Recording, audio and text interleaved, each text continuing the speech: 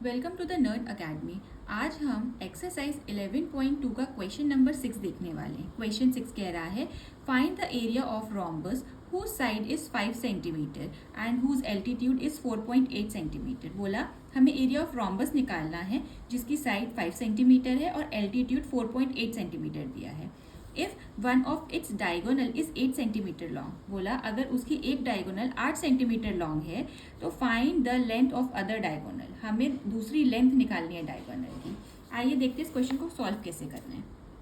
मैंने question as it is यहाँ पर लिख के रखा हुआ है। तो सबसे पहले बोला क्या है कि हमको एक रोम्बस दिया, तो सबसे पहले एक रोम्बस बना लेते हैं।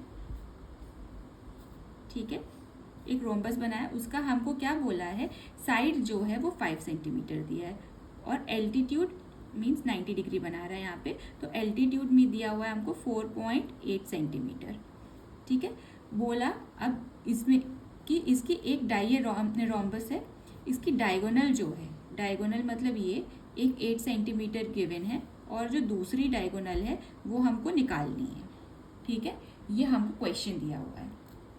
तो सबसे पहले हम यहाँ से देख लेते हैं एरिया ऑफ रोम्बस।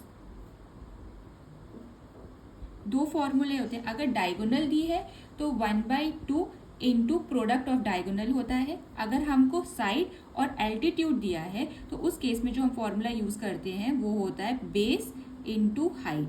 बेस क्या है हमारा 5 सेंटीमीटर इंटू हाइट कितनी है 4.8, मल्टीप्लाई करते हैं 8 5 ज़ा 40, 0 ये 4 यहाँ, 5 4 ज़ा 20, 24 पॉइंट राइट हैंड से 0, तो ये कितना आएगा सेंटीमीटर का स्क्वायर। तो ये कितना आया 24 सेंटीमीटर का स्क्वायर। अब हमें यहाँ पे डायगोनल पूछिए, एरिया तो हमको पता चल गया, तो इस वाले केस में हम फॉर्मूला कैसे लगाएंगे, area of rhombus is equal to क्या होता है 1/2 into product of diagonals. Product of diagonals को हम कैसे लिख सकते हैं D1 into D2, product of diagonals. अब एरिया ऑफ रोम्बस हमने ऊपर वाले एरिया से निकाल लिया था, तो इसको मैं क्या लिख सकती हूँ 24 सेंटीमीटर का स्क्वायर। यूनिट लगाने की जरूरत नहीं है तो 24 ही लिख दो। ठीक है, 1/2 into product of diagonal, product of diagonal को हम D1 इंटू D2 लिख सकते हैं, तो मैं इसको भी ऐसे लिख देती हूँ 24 को 24 इक्वल टू 1/2। D1 हमें गिवन है, D1 हमारी कितनी है दैट इज 8 और D2 हमें गिवन नहीं है तो उसे हम x मान लेते हैं। ठीक है, 2 1 ज़ा 2, 2 4 ज़ा 8। ठीक है, 24 इक्वल टू 4 इंटू एक्स, 4 यहाँ पर डिवाइड इंटू में यहाँ पर आएगा तो डिवाइड में हो जाएगा, तो 24/4 इक्वल टू एक्स।